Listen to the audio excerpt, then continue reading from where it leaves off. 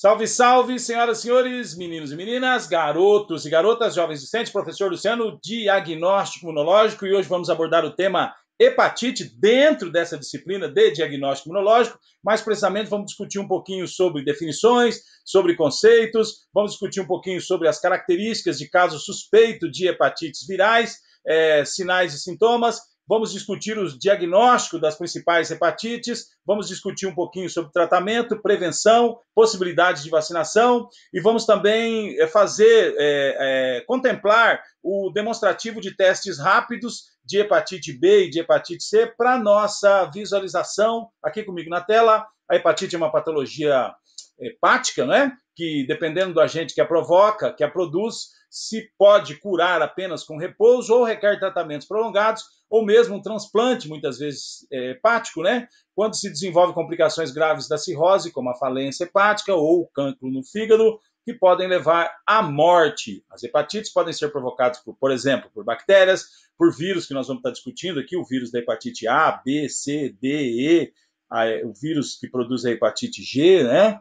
Então, pode ser provocadas por bactérias, por vírus e também pelo consumo de produtos tóxicos, como, por exemplo, o álcool, medicamentos e algumas plantas. Aqui comigo ainda existem diversas isoformas de vírus que podem produzir a hepatite, como, por exemplo, a hepatite A, como ponto E, a hepatite B, a hepatite C, a hepatite D, a hepatite E, a hepatite G. Ainda existem, por exemplo, outras hepatites, como as hepatites autoimunes, resultantes de uma perturbação do sistema imunológico, que sem que se saiba, tá? Então, uma hepatite também autoimune, dentro de todos os outros contextos de agente etiológico. Casos suspeitos de hepatites virais. Quais são casos suspeitos de hepatites virais? Então, vou estar discutindo com vocês indivíduos, sujeitos sintomáticos e assintomáticos. Sintomático, tá? Então, ele vai apresentar-se ictérico, com cefaleia, mal-estar, náusea, vômito, colúria, a urina escura e acolia fecal, ou seja,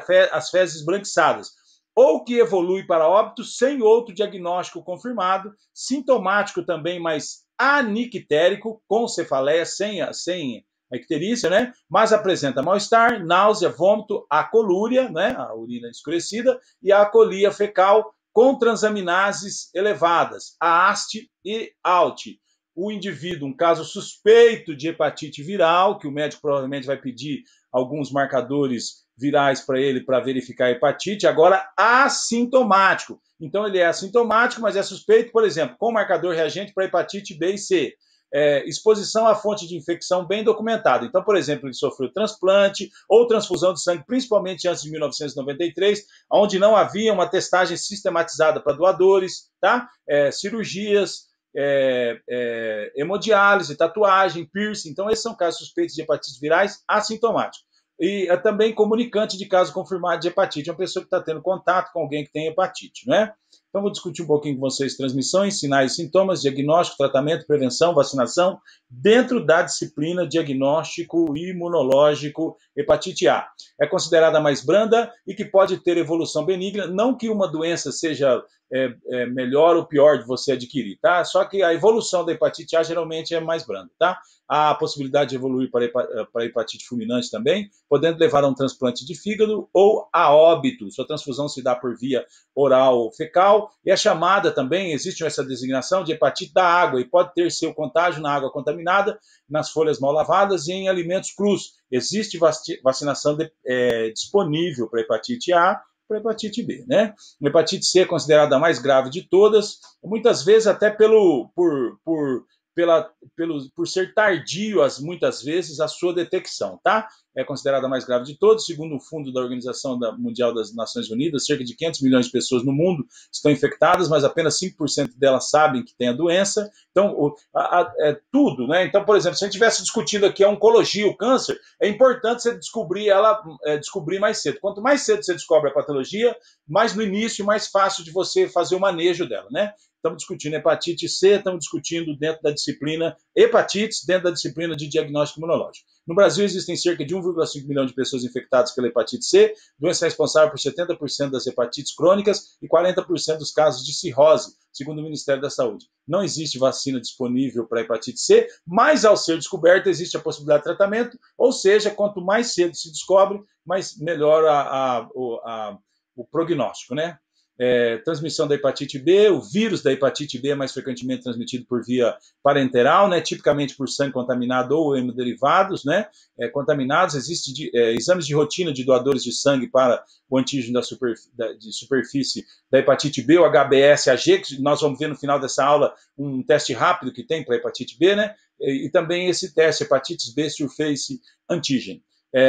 Praticamente eliminada a transmissão pós-transfusional. Entretanto, a transmissão por meio de agulhas compartilhadas por usuários de drogas injetáveis mantém-se frequentemente, né? Que é um problema público o uso de drogas, né? Existe vacinação disponível para hepatite B. Sinais e sintomas. A maioria dos pacientes que têm manifestações típicas da hepatite viral, incluindo anorexia, mal-estar, febre, náuseas, vômitos, então a icterícia, né, apresenta esses sintomas, né, e também como eu discuti com os senhores lá naquelas lâminas iniciais, os sinais e sintomas de pacientes com hepatites, né, os sintomas persistem de algumas semanas até 6 meses. Bem, a hepatite viral é uma doença sistêmica que envolve principalmente o órgão, né, o fígado, né? A maioria dos casos de hepatite viral aguda é causada pelo vírus da hepatite A, vírus da hepatite B, vírus da hepatite C, temos também o vírus da hepatite D, que é o vírus da hepatite D, vírus da hepatite E, que é uma menor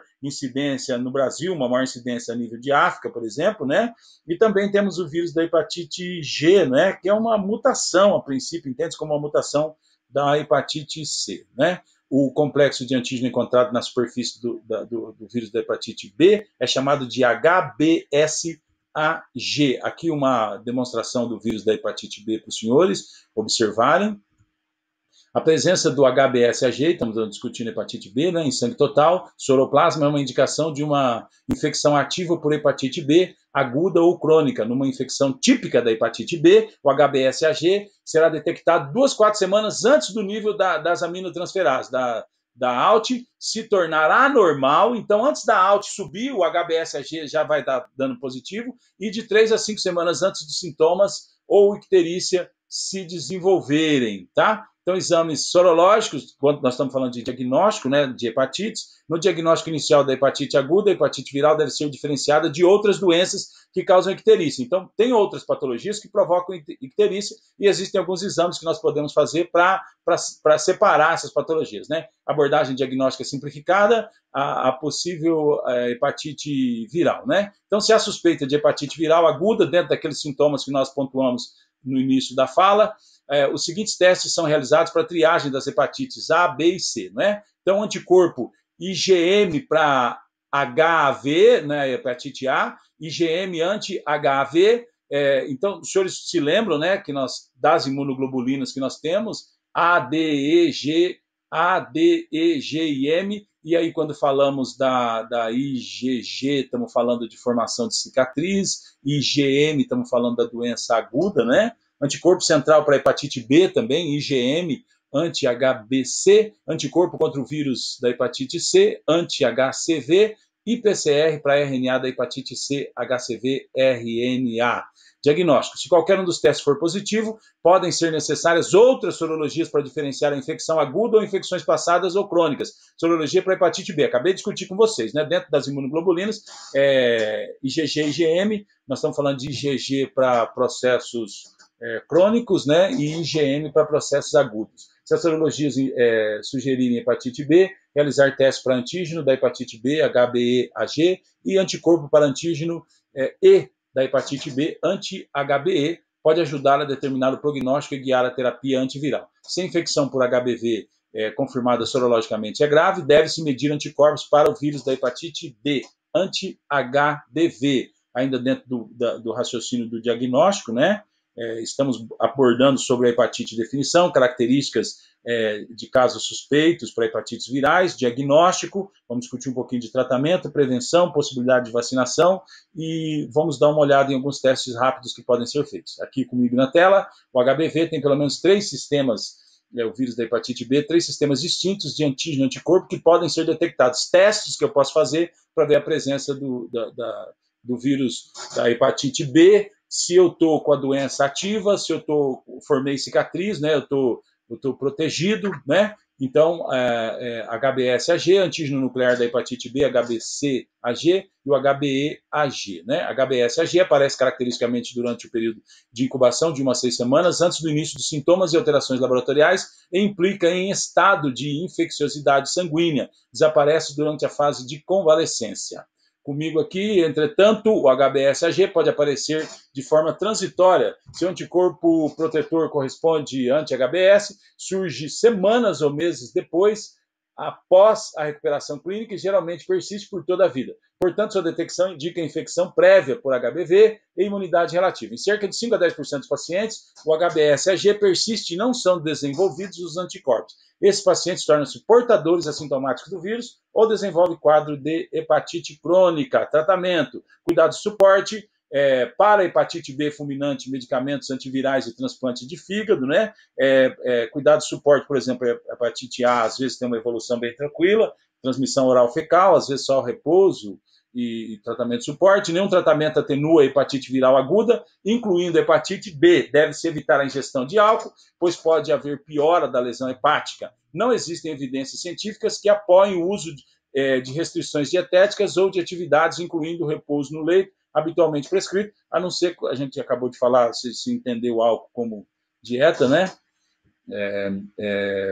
Deve ser evitado para que não intensifique o problema hepático já desenvolvido, né? Tratamento. Se ocorrer hepatite fulminante, tratamento com análogos de nucleosídeos ou nucleotídeos orais podem aumentar a probabilidade de sobrevivência. É prognóstico, né? Entretanto, o transplante de fígado de urgência promove a melhor chance de sobrevida. É raro um adulto sobreviver a hepatite fulminante sem ser submetido ao transplante de fígado. Crianças tendem a evoluir melhor, tá? Então a ideia sempre eu descobri antes, eu fiz os testes durante a minha rotina de exames anuais, o meu check-up, eu fiz alguns exames e infelizmente descobri a presença do vírus das hepatites, de alguma das hepatites, eu tenho uma probabilidade maior, um prognóstico melhor, né? De ser curado ou de ter uma evolução mais tranquila desta patologia, né? Ainda dentro do contexto do tratamento, a maioria dos pacientes pode retornar ao trabalho com segurança após a resolução da icterícia, mesmo se os níveis de AST e ALT, as transaminases, né,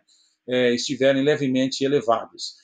Para a hepatite colestática, o uso de colestiramina, 8 mg via oral uma vez ao dia, pode melhorar o prurido. Deve-se relatar a ocorrência de hepatite viral às autoridades de saúde locais, até porque se você está desenvolvendo, por exemplo, a hepatite A, tá? É interessante que você relate para que as pessoas, se é oral fecal, e às vezes você está usando água de um poço, ou às vezes é um colégio que está com uma água contaminada, uma caixa contaminada, então as autoridades de saúde locais devem ser avisadas. Por quê? Porque vai ser tentar evitar que outras pessoas se contaminem, tá? E também os desdobramentos adequados para o cuidado, para que não haja uma contaminação em massa, né? Os pacientes devem ser aconselhados a evitar comportamentos de alto risco, né? Compartilhar agulhas, na realidade evitar o uso de drogas, né? Mas compartilhar agulhas, ter múltiplos parceiros sexuais, sangue e outros líquidos orgânicos, por exemplo, saliva, sêmen, são considerados infecciosos. Líquidos derramados devem ser limpos com água sanitária diluída. Recomenda-se proteção de contato, mas o isolamento dos pacientes não tem nenhum valor, né? Após controlado o processo inicial e ictérico. Prevenção. A transmissão por hemoderivados pode ser minimizada, evitando qualquer transfusão desnecessária e testando todos os doadores para a presença de HBsAg e anti-HCV. Só para retomar, né? Então isso não havia testagem sistematizada para doadores antes de 1993, o que acontece já hoje, né? A triagem dos doadores diminui a taxa de contaminação por hepatite dos pacientes que receberam hemoderivados de 1 para 100 mil unidades transfundidas, né? Ainda dentro do contexto da vacinação, a vacinação contra a hepatite B, né, nas regiões endêmicas, reduziu significativamente a prevalência local. A imunização pré-exposição a tempos é recomendada para indivíduos com alto risco.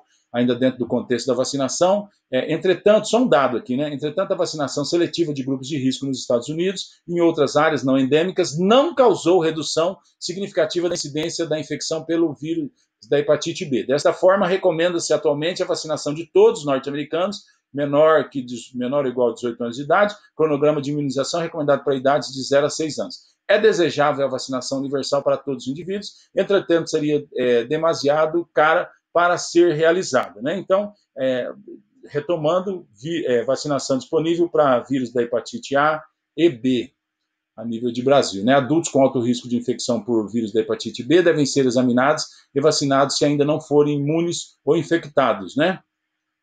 Esses grupos de alto risco incluem homens que fazem sexo com homens, pessoas com doença sexualmente transmissível, aqui eu não estou pondo nenhuma opinião minha em particular,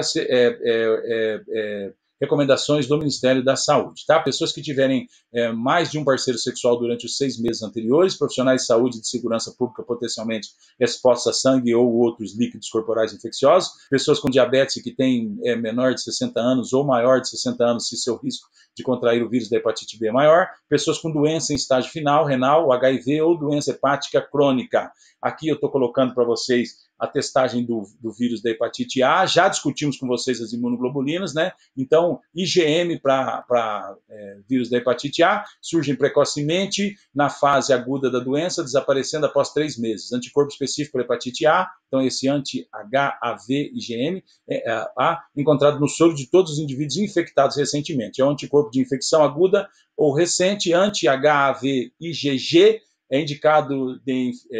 indicativo de infecção passada, torna-se positivo na fase de convalescência e persiste positivo indefinidamente, também está positivo após a vacinação contra a hepatite A. Aqui só uma demonstração do teste rápido, na foto, na imagem à esquerda, um perfuro cortante, né, para fazer uma incisãozinha no seu dedo, né, para que saia uma gota de sangue, aí uma micropipeta na mão direita do coletador, então ele está fazendo uma punção, uma ordenha ali, né, segurando, pressionando o dedo, com a pipeta na mão direita ele faz a aspiração do sangue, coloca no poço da plaquinha de PAC, né, e o reagente vai correr, tá? Em média são 15 minutos, aqui só o demonstrativo da linha T e da linha C.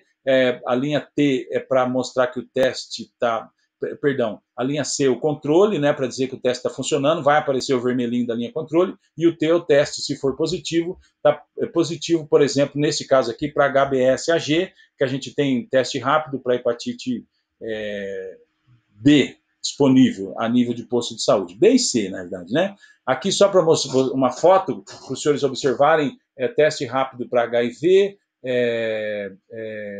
o vírus da imunodeficiência humana, né? O da sífilis, teste rápido para sífilis, é uma DST, né, curável e exclusiva do ser humano, causado pela bactéria Treponema pálido. O HBsAg, que é o vírus da hepatite B, solicitado pelo médico para saber se a pessoa está infectada ou teve contato com o vírus da hepatite B. E o vírus da hepatite C, também um teste rápido para os senhores observarem, né? O vírus da hepatite C é transmitido principalmente através do contato de sangue contaminado. A hepatite C é considerada a provável mais perigosa das hepatites, dentro do contexto que ela geralmente o diagnóstico dela é mais tardio, né? E, consequentemente, o manejo fica mais complicado, mais complexo. A razão é que ela se torna crônica em pelo menos 75% dos casos, um índice altíssimo. Então, aqui os testes para os senhores observarem, os testes rápidos, tá? Quero agradecer a você, muito obrigado e até mais.